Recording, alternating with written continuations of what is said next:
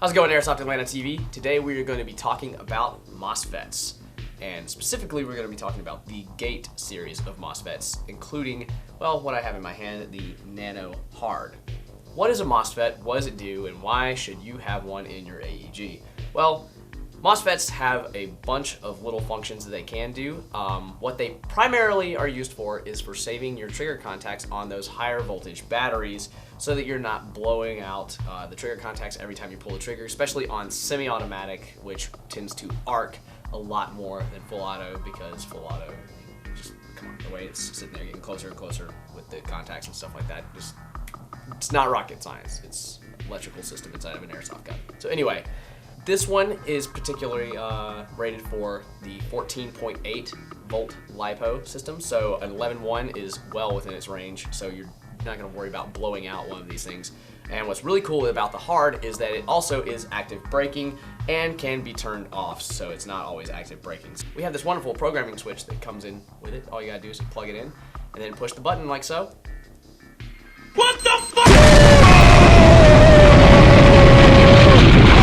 What you're going to do is you're going to take these wires that are right here in this area, you're going to desolder those connection points, and then an easier way to do this, or a more efficient use of space, is to cut these wires completely back and splice them in an area like down in here and stuff like that, so you don't have to worry about all this extra harness space being used. So what you do is you solder one point of the lead to there and one lead point right there once those wires have been removed, and then this part is going to plug into the MOSFET back here, and then this plugs into your battery and back into your wiring harness that's going to go, so you have leads to the motor, and then these are going to be the leads to your trigger.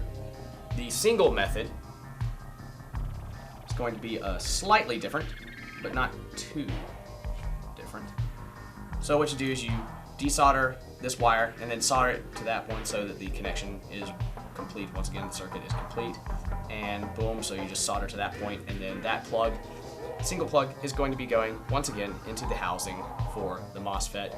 And so you essentially have the same regulatory specs, but my personal opinion, the dual method is going to be the more efficient and better method.